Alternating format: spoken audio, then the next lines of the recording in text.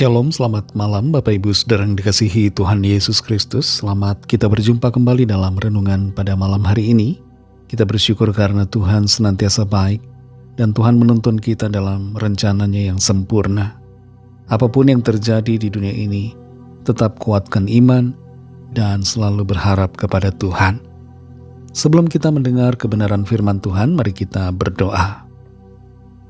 Bapa kami yang di sorga, Bapa dalam nama Tuhan Yesus Kristus, Tuhan dan Allah kami yang hidup, yang berkuasa, yang berdaulat atas langit dan bumi dan atas semuanya. Terima kasih untuk berkat kemurahan-Mu. Tuhan sudah menolong kami sampai saat ini. Penyertaan-Mu memampukan kami. Saat ini kami mau mendengarkan sabda firman-Mu. Urapilah kami supaya kami mengerti dan mentaati akan setiap kehendak-Mu. Dalam nama Tuhan Yesus kami berdoa. Haleluya, amin.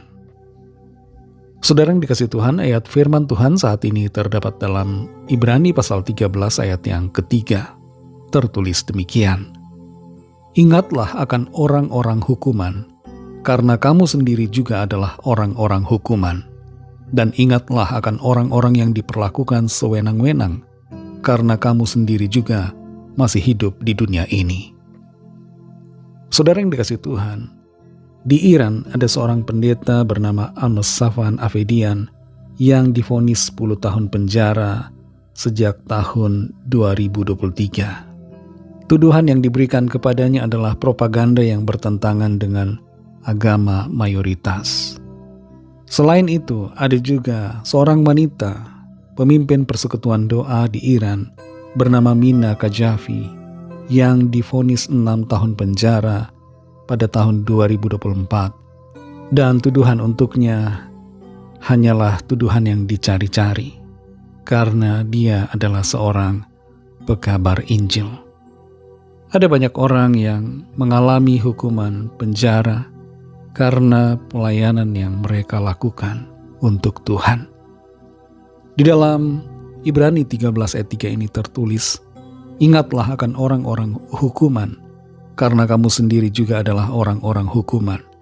Dan ingatlah akan orang-orang yang diperlakukan sewenang-wenang, karena kamu sendiri juga masih hidup di dunia ini.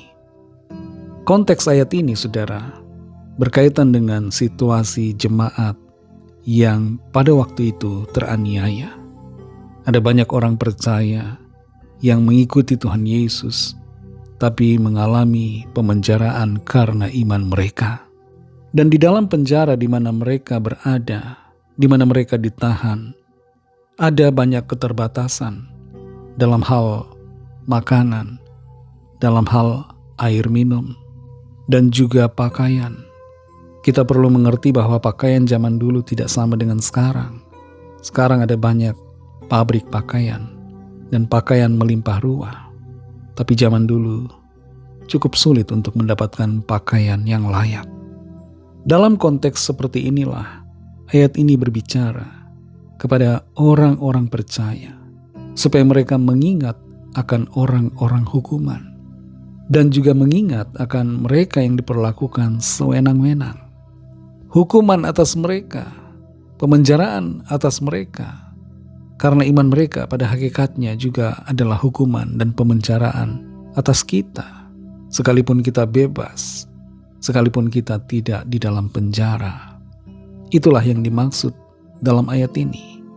Ada empati, ada perasaan kebersamaan di dalam penderitaan yang dialami oleh orang-orang yang dipenjara karena iman mereka. Mengapa kita harus mengingat dan peduli? Tidak lain adalah karena kita sama-sama anggota tubuh Kristus. Kita adalah satu keluarga kerajaan Allah. Kalau jari kelingking kita tersayat oleh pisau, apakah hanya jari kelingking yang sakit? Tidak, saudara. Tapi kepala kita juga merasakan sakitnya. Tubuh kita merasakan kesakitan yang dialami oleh jari kelingking. Mengapa bisa demikian? Karena seluruh tubuh kita merespon sebagai satu kesatuan. Itu sebabnya ayat ini, saudara, berbicara tentang mengingat orang-orang hukuman, mengingat orang-orang yang diperlakukan sewenang-wenang, khususnya mereka yang mengalami tindakan tidak adil karena iman mereka, karena kita adalah satu tubuh di dalam Kristus, dan penderitaan mereka adalah penderitaan kita. Apa yang bisa kita lakukan, saudara? Mengingat bukan hanya sekedar mengetahui, tapi bertindak, mengunjungi, mendoakan, dan menolong mereka dengan apa yang bisa kita lakukan. Ada masih banyak wilayah di dunia ini, sampai pada saat ini, di mana untuk menjadi percaya, butuh pengorbanan. Kita yang tinggal di dalam wilayah yang lebih aman, jangan melupakan mereka. Bawalah mereka di dalam doa-doa kita, dan lakukanlah apa yang menjadi bagian kita yang bisa kita kerjakan untuk menolong mereka. Mari kita berdoa.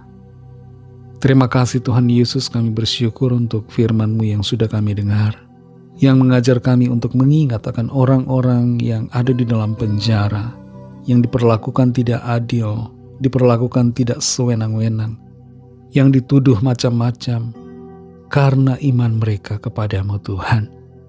Tolong kami supaya kami dapat mengerti apa yang harus kami lakukan dan melakukan bagian kami untuk menolong mereka dan untuk mengubahkan situasi yang ada supaya keadaan menjadi baik, di mana orang-orang percaya dapat hidup dengan aman dan tentram dalam menghidupi akan firman Tuhan.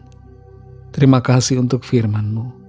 Berkati ya Tuhan setiap orang-orang yang sedang dalam pemenjaraan oleh karena iman mereka. Lawat mereka Tuhan di berbagai wilayah, di Cina, di Iran, di Nigeria, dan di berbagai wilayah-wilayah lainnya, agar tangan-Mu Tuhan menolong, memberikan kekuatan dan jalan keluar bagi mereka yang sedang teraniaya.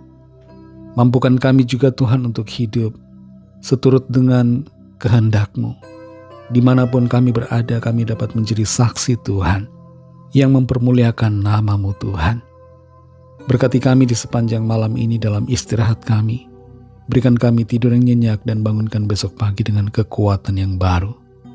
Kami berdoa bagi yang sakit dan yang sedang dalam persoalan. Lawatlah ya Tuhan dan nyatakan kuasa pertolongan serta mujizat-Mu bagi setiap kami. Kami serahkan semua ke dalam tangan kasih-Mu, dalam nama-Mu yang kudus, nama Tuhan Yesus Kristus. Kami sudah berdoa dan mengucap syukur. Haleluya. Terimalah berkat Tuhan. Tuhan memberkati engkau dan melindungi engkau. Tuhan menyinari engkau dengan wajah-Nya dan memberikan kasih karunia. Tuhan menghadapkan wajah-Nya kepadamu dan memberikan damai sejahtera. Berkat dan anugerah Allah Bapa, kasih karunia dari Tuhan Yesus Kristus, dalam persekutuan dengan Roh Kudus, menyertai saudara semua, sekarang ini dan sampai Maranatha, Tuhan Yesus datang kembali, dan bahkan sampai selama-lamanya. Dalam berkat nama Tuhan Yesus Kristus, haleluya, amin. Puji Tuhan, saudara yang dikasihi Tuhan, saya percaya firman Tuhan menjadi berkat dan kekuatan buat saudara semua, dan Roh Kudus akan menolong saudara untuk lebih lagi memahami kebenaran firman Tuhan dan hidup selalu dalam kemenangan. Tuhan Yesus memberkati saudara semua. Selamat malam, selamat beristirahat, dan sampai jumpa dalam renungan yang berikutnya. Haleluya.